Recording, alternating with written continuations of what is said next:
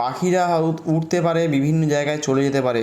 একবার যদি আপনার জায়গায় চলে যায়, মানুষ কিন্তু এখনও পর্যন্ত উড়তে পারেনি, তার ডানা নেই। হয়তো প্লেন বা অন্যান্য জিনিস হয়তো তৈরি হয়েছে, কিন্তু সেটা সীমিত মাত্র।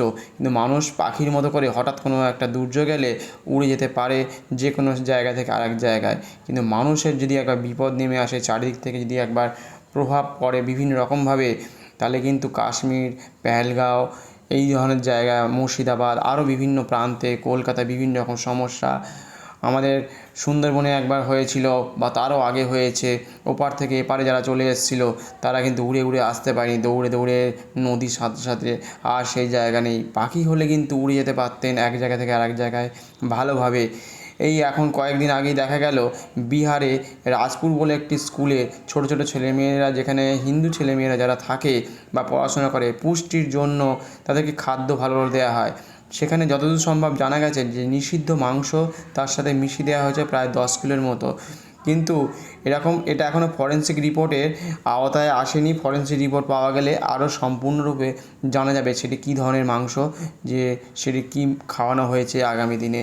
সেই জন্য সেখানে অন্যান্য ধর্মের মানুষ শিক্ষকতা করেন, কিন্তু যেহেতু ছোটো ছোটো ছেলেমেয়েরা তারা বোঝে না, তারা পরে একসময় রান্নাঘর থেকে জানা গেছে যে রান্নাঘরে যে রান্না করতেন তিনি যত সম্ভব বলে দিয়েছেন। তা সেইটাই জানা যায় যে আমরা যেটা ভাবছি যে আমাদের ছোটো ছোটো ছেলেমেয়েরা যে খুব ভালোভাবে স্নান করে পাঠাচ্ছেন, খাইয়ে দাইয়ে সকালবেলা খুব আনন্দে আছে, আনন্দ নেই। এই পাত্রের মধ্যে অজস্র রকমেরভাবে ঘোলা জল ঢুকে গেছে এক ধরনের, বলতে পারেন, যেখানে ভাবছেন যে এত আনন্দ, আনন্দ নেই। আপনারা বুঝতে পারছেন, হয়তো জেনে আছেন, বুঝে গেছেন, কিন্তু তবুও এইভাবে আপনি আপনার জগৎ একসময় বিভিন্ন জায়গায় ছড়িয়ে যাচ্ছে, আর অন্য লোক যেন ঘোলা জল ঢেলে দিচ্ছে মাঝে মধ্যে আপনার জগতের মধ্যে, আপনার দেশের মধ্যে, আপনার গ্রামের মধ্যে। আপনি ভাবছেন অন্য পাত্রে গিয়ে বসবেন, আবার সেই পাত্রও ঘোলা জল হয়ে যাবে। সেই জন্য যে সবাই যে একসাথে স্নান করবেন, সে পুকুরে জলই নেই, জল আনতে হয় মাটির তলা থেকে, অন্য লোক জল বিক্রি করে দিচ্ছে। শহর গ্রাম বিল্ডিং হয়ে যাচ্ছে, আপনার পুকুর নদী নালা সব শেষ হয়ে যাচ্ছে, ধ্বংস হচ্ছে। যে পাখিরা বুঝতে পারছে না, তাই অল্প জলেই সন্তুষ্ট। আর মানুষ অনেক কিছু বুঝে গেছে, জল নেই, সামান্যতম জল ঢেলে দিচ্ছে, সেই জলে স্নান করে মানুষ রকম ভাবছে যে আমরা খুব ভালো আছি, বাথরুমে ছোট্ট একটা বালতির জলে স্নান করে শান্ত আছি। কিন্তু আপনার জায়গা থেকে সব কিছু শেষ হয়ে যাচ্ছে, সব কিছু ধ্বংস হয়ে যাচ্ছে। সেই জন্য সনাতন ধর্ম মন্দির হাজার হাজার বছর ধরে ভেঙে দিয়েছে। আপনি যেখানে চাকরি করতে যান, সেসব ছেলে মেয়েদেরকে ধর্ম পরিবর্তন করে দিয়েছে, নিষিদ্ধ মাংস খাইয়ে দিয়েছে। আপনার বাড়ির ছোটো ছোটো ছেলে মেয়ে যে আশেপাশে গ্রাম আর একটু দূরে, তারও দূরে, বা আশেপাশে যারা থাকে, তাদেরকে ভুল বুঝিয়ে তাদেরকে বিবাহ করে নিয়ে চলে যাচ্ছে, আর সেখান থেকে তারা ফিরে আসতে পারছে না। তারা কাঁদছে, দিনের পর দিন কেঁদে কেঁদে নিজেকে শেষ করে দিচ্ছে, মনে হচ্ছে যে তারা যেখানেই শেষ। সেই জন্য পৃথিবীকে আপনি রক্ষা করার জন্য বিশেষ ধরনের কারিগর যেটা আপনার হাতে আছে, যেটা আপনার হাতের মধ্যে, হাতের মুঠোর মধ্যে রয়েছে, একবার সেটা দিয়ে চলে যায়, সেটা কিন্তু আর ফিরে আসা যাবে না। একটা জায়গা থেকে স্থানান্তর যখন হয়ে যায়, সেই জায়গা ফিরে আসার মতো মানুষের হাতে আর থাকে না। পূর্বপুরুষরা চলে গেছে আমাদেরকে রক্ষা করার জন্য, যে তোমার জায়গা জমি তোমাদেরকে দিয়ে গেলাম। তোমার স্বাধীনতা সংগ্রামী আমাদের কত রাজারা, যোদ্ধারা, যারা লড়াই করেছে আপনাদের জমিকে রক্ষা করার জন্য।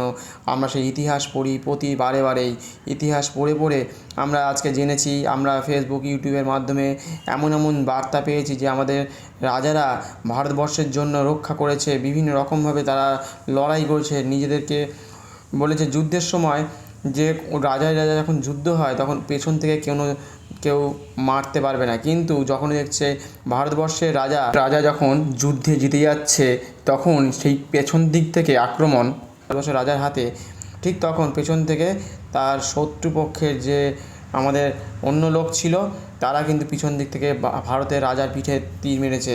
যেটা আমাদের পদ্মাবত সিনেমায় দেখে নেবেন, যে আমাদের রাজা জিতে যাচ্ছে যখন, ঠিক পিছন থেকে তার মন্ত্রী দুটো তিনটে তীর মেরে তাকে শেষ করে দিয়েছে। যে কীভাবে শেষ করেছে দিনের পর দিন, সেটা দেখলে অবাক হয়ে যাবেন, যে ভয়ঙ্করভাবে আপনার দেশকে, আপনাকে রক্ষা করার জন্য আপনার হাতে যে অস্ত্র আছে, এবং সেই অস্ত্রের মাধ্যমে জীবনকে পাল্টে দিন, জীবন অন্যরকম হয়ে যাক।